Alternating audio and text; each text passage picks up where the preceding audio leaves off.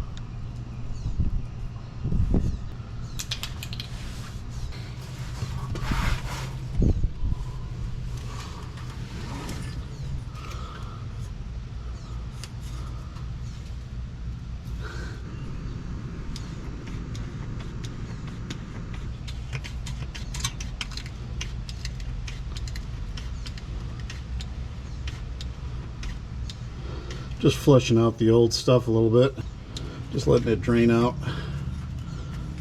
so it pushes any of the old gunk that still was in the bottom, kind of flushes it out with some fresh oil. So cleaned off the magnet,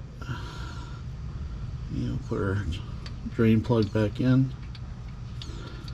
Like I say, just that little bit of fresh oil to help flush out any stuff down in there.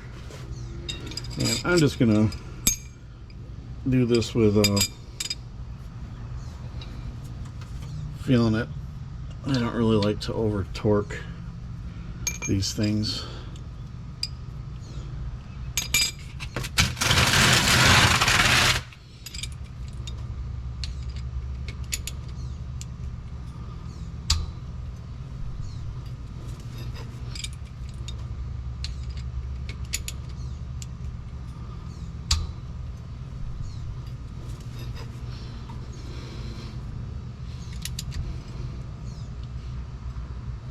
Okay, that feels pretty good. And then we'll start pumping it in until it starts coming out, and then we'll be done.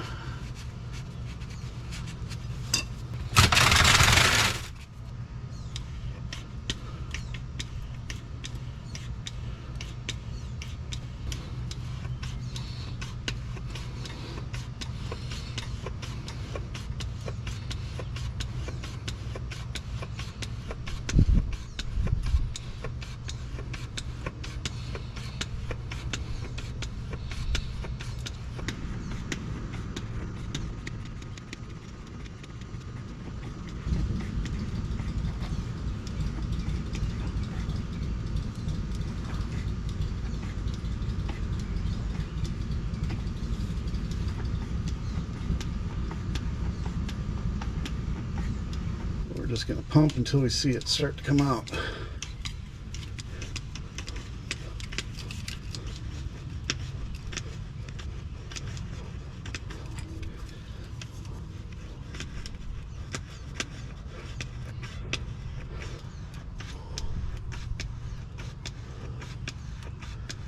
Okay, she's coming out.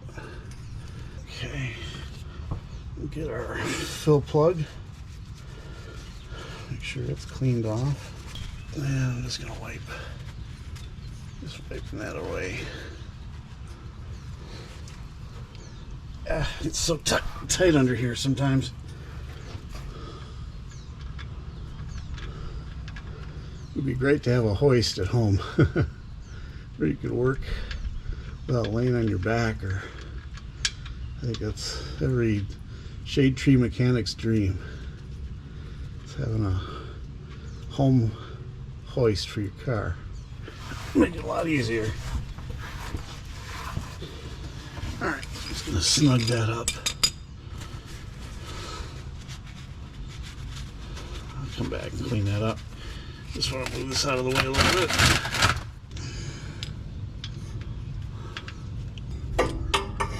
There we go. That might do it.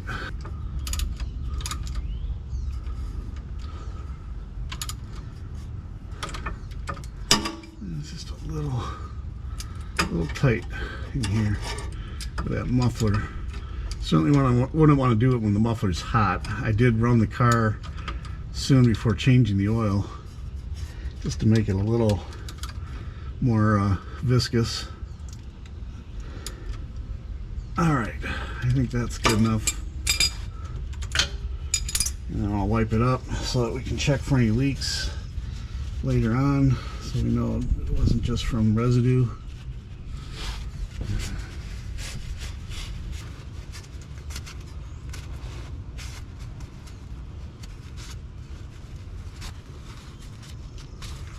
I might get a little brake cleaner just to really clean it up. That way I know if we get any leaks, I know it's not just residue.